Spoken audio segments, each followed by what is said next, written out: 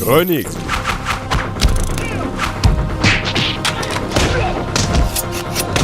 Kung Fu.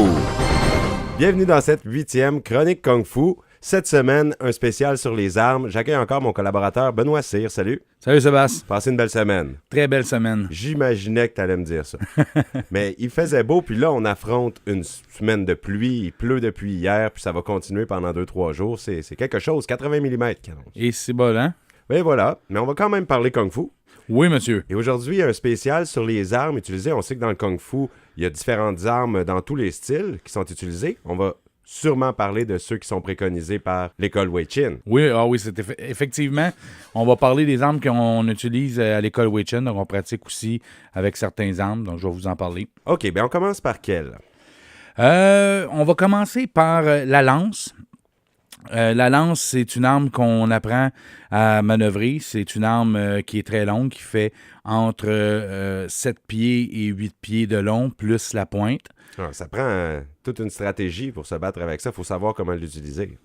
Oui, bien évidemment, les arts martiaux traditionnels, c'était conçu au départ pour les champs de bataille. Donc, les armes qu'on emploie sont des armes qu'on utilisait à l'époque sur les champs de bataille. La lance est une arme de longue portée, évidemment, et aussi une arme de défense contre la cavalerie, entre autres. C'est une arme qui est longue, donc on dit pesante, difficile à manipuler. On a beaucoup d'entraînement physique à l'aide de cette arme-là pour arriver à la maîtriser puis à l'utiliser de façon efficiente et efficace.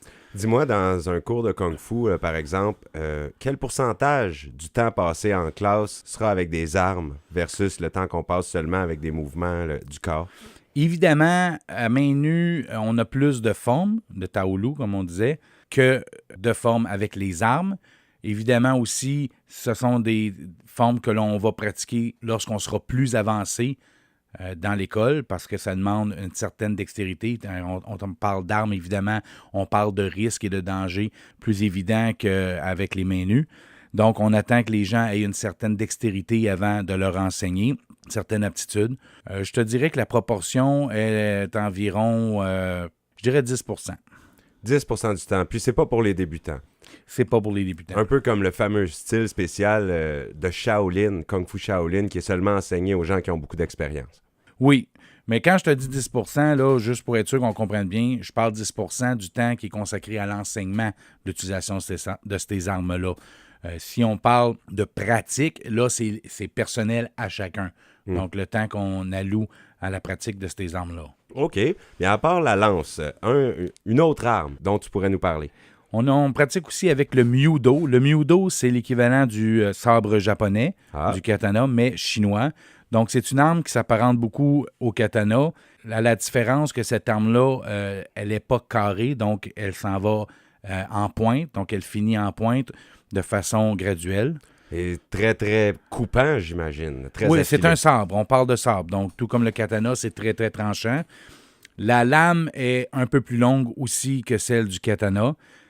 Souvent, dans les arts martiaux chinois, les armes vont être... La proportion des longueurs d'armes ou toutes les spécifications de l'arme vont être en fonction beaucoup du pratiquant. Donc, sa longueur de bras, sa grandeur totale, etc.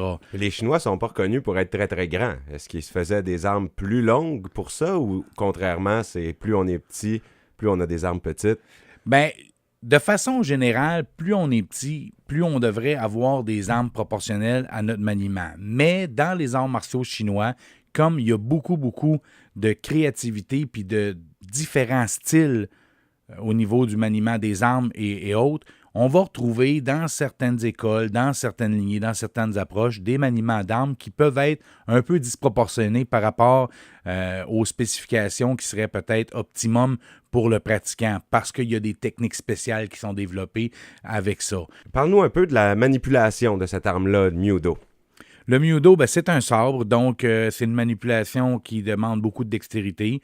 Évidemment, c'est une arme qu'on va beaucoup faire tourner, virevolter, pointer. Ça demande une bonne maîtrise parce que le risque est grand. Les accrochages peuvent être évidemment très dangereux. En avez-vous connu à votre école Wei Chin des accidents graves reliés à des armes, comme par exemple, est-ce que quelqu'un s'est déjà coupé avec ça, là?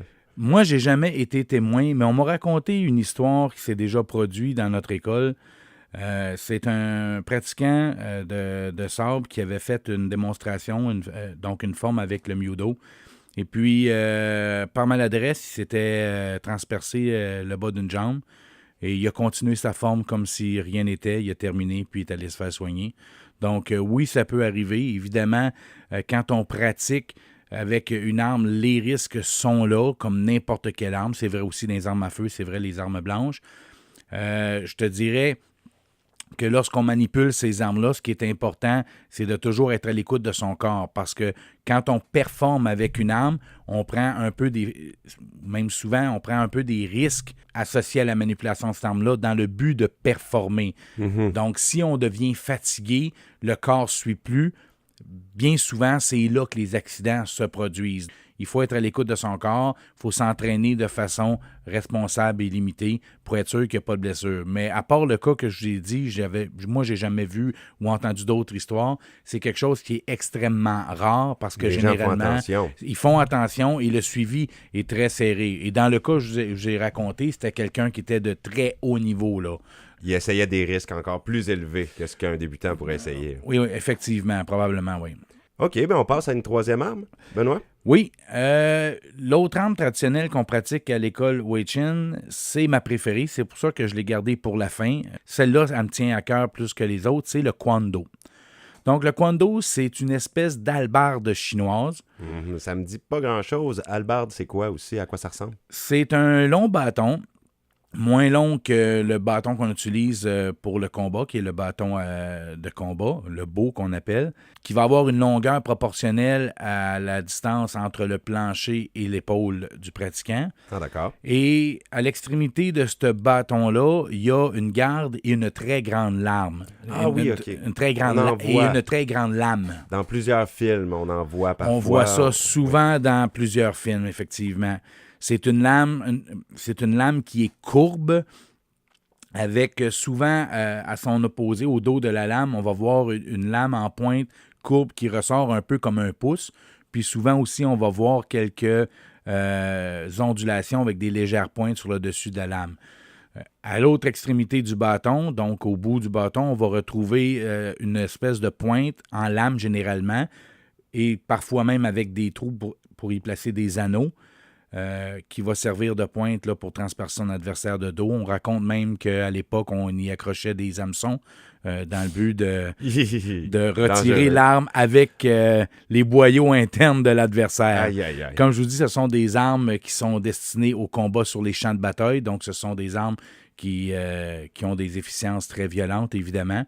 Moi, c'est mon arme préférée parce que c'est un bel amalgame entre les avantages qu'on a avec une arme longue, un bâton ou une lance, par exemple, et l'utilisation d'une épée, par exemple, parce que la lame du Kwando est quand même assez grande. Donc, c'est pour ça que je privilégie cette arme-là. Je trouve qu'elle est très polyvalente. Donc, on a à la fois la puissance, la force et l'agilité d'une épée et d'un beau qu'on utiliserait, un bâton ou une lance qu'on utiliserait comme arme de longue portée. Et ça, c'est souple, hein? On voit que le bâton plie. On peut le bouger dans tous les sens. Et je me rappelle d'avoir vu ça dans des films. Le bâton plie, puis il peut... Bon, pour ce qui est de la souplesse des armes, il y a deux choses. Si on prend par exemple la lance, il y a deux types de lances principales qui existent. Il y en a plusieurs, mais mettons qu'on ferait deux catégories générales. On a les lances à manche souple et les lances à manche rigide. Ils n'ont pas la même utilisation. Les lances à manche souple sont généralement destinées à des combats rapprochés Un contre un. Un contre un, par exemple, ou non, il pourrait y avoir plusieurs personnes, mais on dit moyenne portée à longue portée. Alors que la lance rigide, elle, sert beaucoup plus à de plus grande portée, à peut-être des combats plus enragés ou aussi à se défendre contre, par exemple, des attaques de cavalerie. Donc, c'est une arme qui est plus lourde, qui est plus pesante, mais qu'on utilise peut-être moins comme une arme de combat rapproché ou restreint ou de moyenne portée. Un gros merci, Benoît, encore une fois. Donc, ce sont ces trois armes-là les principales. Ce sont les trois armes utilisées en principales Kung Fu. qu'on utilise dans notre école. Et dans le Kung Fu, en général, c'est utilisé ailleurs aussi? Oui. C'est des populaires. Le Kwon-Do, la lance et le Myudo, ce sont des armes traditionnelles de Kung Fu. Et il y en a plusieurs autres aussi.